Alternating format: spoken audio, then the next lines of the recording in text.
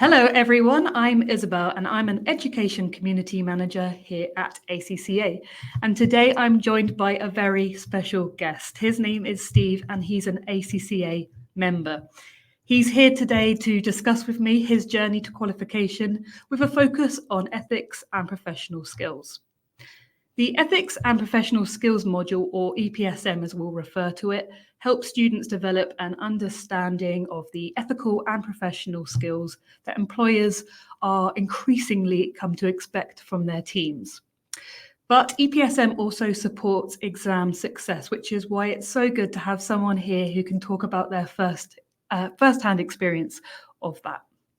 So in this podcast, we're going to have a chat about how EPSM helps Steve prepare for exams, how the skills he developed during his studies support his professional life, and what it's like to become an ACCA member. So Steve, thank you for joining us today. I'll hand over to you now for a quick introduction. Sure. So my name is Steve D. I am a senior finance professional with over 15 years of experience now. I hold the ACCA qualification, as you mentioned, and I'm also Lean Six Sigma Green Belt trained. So for me and my journey, my role has evolved from foundational finance roles to more strategic leadership positions. And in my current role, I'm the head of financial operations at a company called AIR. My role there covers a wide range of responsibilities that ensure the smooth and efficient functioning of the company's financial controls and processes.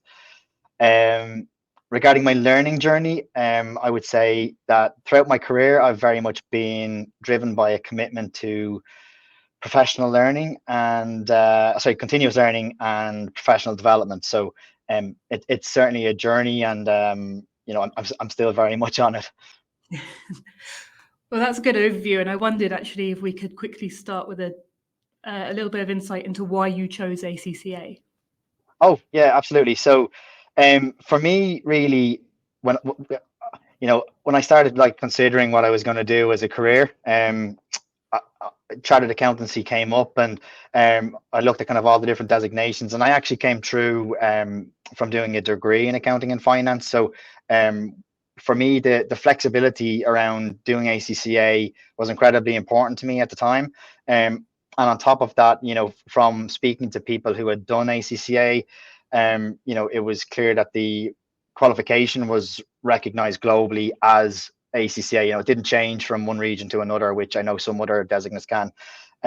So having looked at the curriculum, I thought it was really comprehensive. And I just kind of felt overall that it was the right choice for me, and that it would, afford me certain career opportunities once I suppose attained the qualification.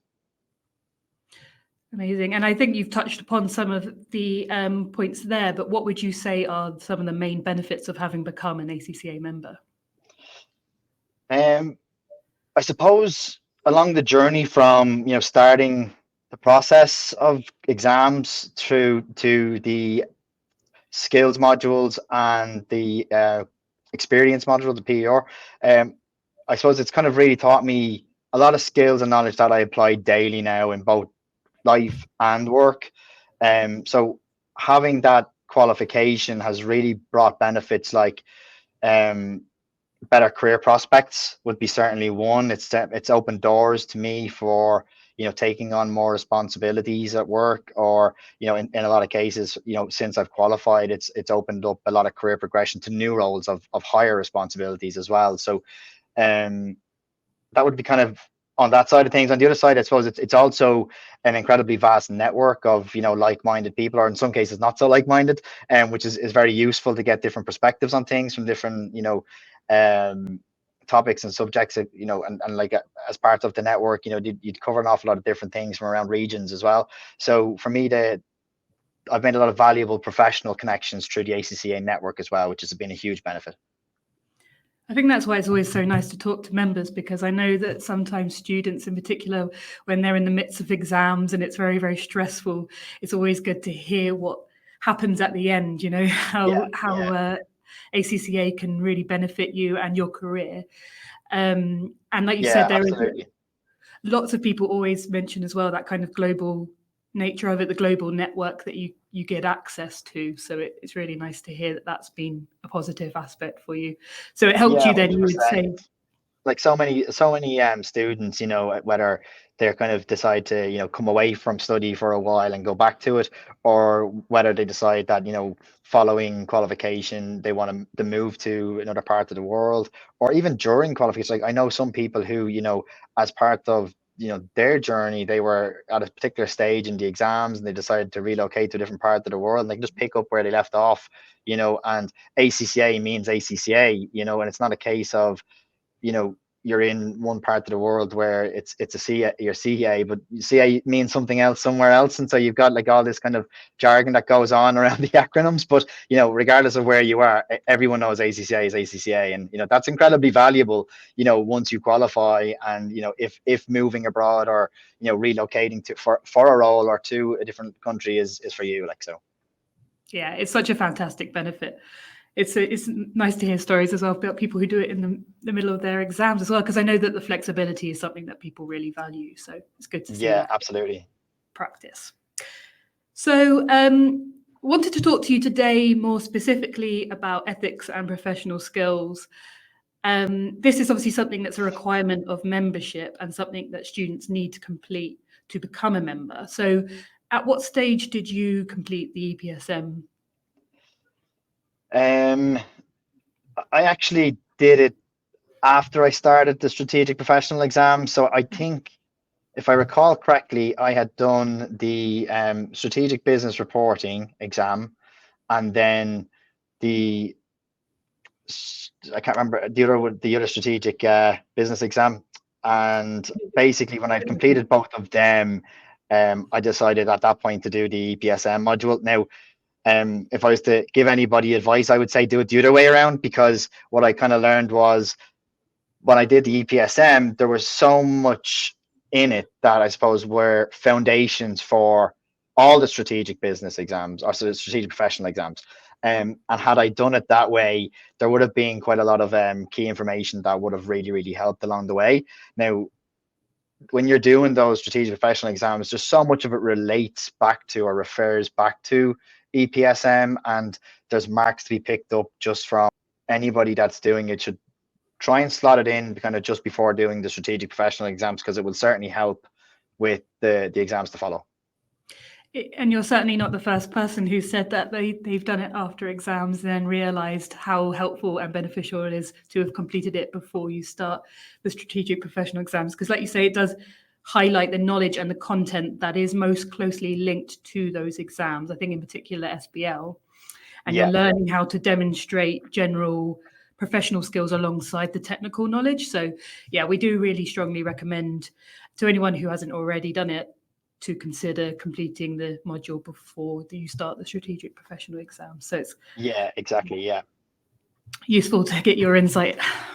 I definitely did it the other way around, and I kind of I certainly struggled a little bit, on the first attempt of SBL.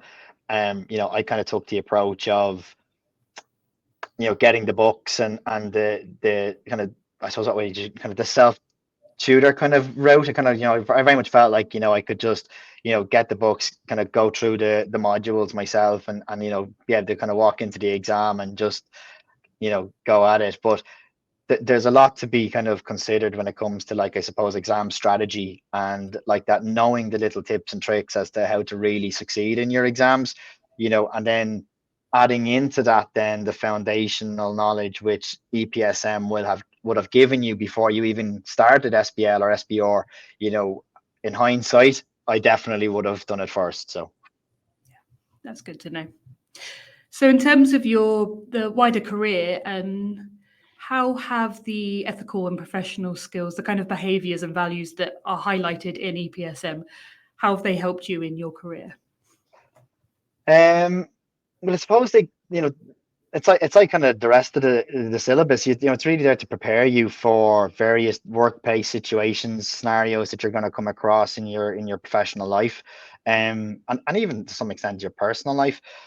So it really kind of requires that ethical judgment, effective communication, leadership skills, and overall kind of professional behavior. So you're going to bring all of that to your workplace daily, or at least you should.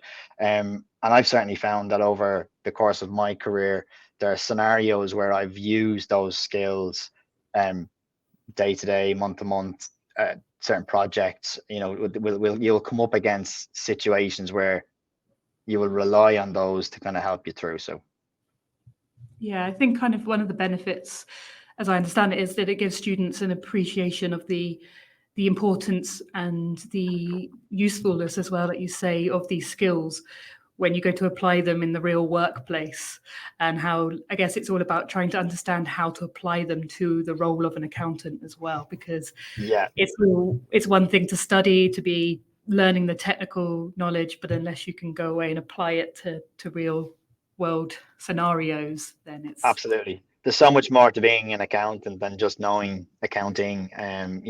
There's a whole kind of ancillary component to your role, which just in should be inherent in kind of your development over the years. But what ACCA kind of does is take it to a level where you're kind of instilling those skills from an early stage, I suppose, before you qualify, and to make sure that you carry that on throughout your career after you qualify. yeah, absolutely. And can you think of any scenarios in the workplace where you've had to put some of these behaviors into practice in your working life? Yeah, have we got all day? Yeah, no, I suppose if you just give me a second, like, to think about it, like a lot of the work that I do now is cross-functional project work. So like I regularly kind of deal with change management and communication from team members with different backgrounds, or sorry, with team members from different backgrounds. So whether that's functional background differences or cultural background differences, there's often, communication issues or misunderstandings. And I kind of felt like the leadership and communication skills that EPSM cover are crucial. For me personally, I need to be able to really clearly communicate reasons for change, address concerns, and guide teams through any transition. So, and all while ensuring that a project is, there's minimal disruption to the project. So that's critical for me. And if I could think of just one other one, then for me is the confidentiality and integrity would be incredibly important. Personally, for me, like I said, some of the projects that I deal with are confidential projects, and they'd be kind of a relatively small number of people that work on them. So it's hugely important for me that those people, can trust that I can safeguard confidential information, and that they can trust me with that. That's a huge kind of I suppose what would you call it? It's just hugely important to me. Oh, I mean, my follow-up question, it sounds like you've already kind of answered it, but my follow-up question was going to be about what being an ethical professional means to you and why it's so important. But you've touched upon some really good examples there. But I don't know if you have any other thoughts about why it's so Yeah, it's a integral. good question. I suppose, being an ethical professional is, I suppose for me, it's more than just following the rules, right? It's really about embodying a commitment to doing what is right, even when it's challenging. And I think somebody had kind of said, I remember interviewing a candidate for a role a few years ago, and I'd asked them about, what traits they would see in themselves, and they said integrity. And I kind of drilled into it a bit more, and they said, he was traveling and he was staying in a dorm somewhere, and I had on the wall, I had integrity. It's about doing the right thing even when no one is looking. And that's kind of what for me EPSM is all about, right? It's about these key skills and behaviors that are really about embodying doing what is right, even when it's hard and even when no one is looking. These behaviors are essential to shaping not only your quality of work, but also the environment in which we operate. And it will shape the broader impact that you have on people around you. So if you demonstrate strong ethical professional behaviors, the people around you are likely to follow suit. Yeah, and I think it's about, I guess it's accountability as well, isn't it, to the network that you were talking about earlier. You're Yeah, keeping each other accountable and supporting each other and making sure that the profession, you're playing a part in making sure the profession as a whole is an ethical one and sustainable. And I think that's really important as well. Everyone plays their own part in your wider community, I guess, your ACCA community. yeah. Yeah, I think like as a, when we think of the standard that the ACCA holds, as members, it's in our interest to ensure that that standard continues to rise, and so daily in our behaviors, it's reflected, what we do, how we do it. And I suppose that's how we kind of continue to increase the standards of, our membership, I suppose. And like you said earlier on, that's why those 4 letters are so recognizable around the world, and why it's Yeah. such an achievement to reach that goal when you qualify. But I won't keep you much longer. You're a busy man, but I wanted to wrap up with some advice that you might want to share for students or current affiliates as well, people who are still working towards the goal of membership. What's your advice you would give to them on that journey? Yeah, I really like being asked that question because for me there's 3 pillars to this, and I remember when I was doing my own exams, they were the pillars that I lived by, and that's stay committed, be patient, and really, really learn to love the learning process. Don't just focus on, getting through your exams or just passing your exams, but really learn the process of learning, because it is lifelong. And we should be all focused on developing the skills that we need to, define the rest of our careers. Careers will change daily. The world is always changing. The needs of today are not the needs of tomorrow, and it's incredibly important that you keep that in mind. And I suppose finally, I just say, like, keep moving forward. No matter how small each step, just keep moving forward, and it'll bring you closer to achieving your goals. So keep going. You've got this, and that'll be it. That's so nice. And I think I've kind of said similar in the past about how the skills that you're developing during your studies or during the ACCA journey are just as important as passing the exams. Even if you fail exam, for example, you're learning resilience and Yeah.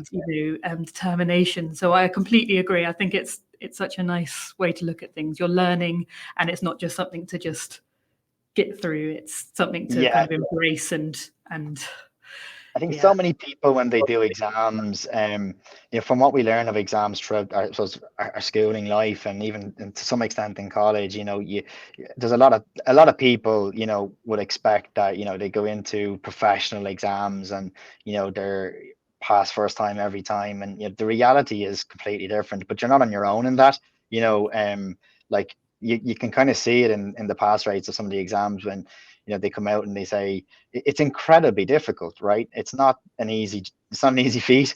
And I think some people, like you said, it will determine and build resilient skills, by just being able to kind of deal with those setbacks, and how you deal with those setbacks and pick yourself up, move yourself on. Um, that's incredibly valuable for the rest of your career, because you're always going to come across big challenges. You're always going to come across setbacks. And like I said, it's really just about being committed, patient, and learning to love the process, really. That's so nice to talk to you, because the enthusiasm and Likewise. the positivity really comes through in your answers. So I'm Oh, sure thank you. everyone watching this will find it really useful and hopefully motivating to keep, like you said, keep pushing forward. Consider, as we mentioned, completing the ethics and professional skills module before your strategic professional exams if you can. But yeah, as you've said, just keep on pushing through. That's the most Yeah, keep important thing. moving forward. Yeah. Thank you so much, Steve. It's been really, really nice Oh, to chat thank with you. you. It's been wonderful to talk. And yeah, look, just to everybody, just keep going. That's all we can say. Thanks everyone for watching. Bye.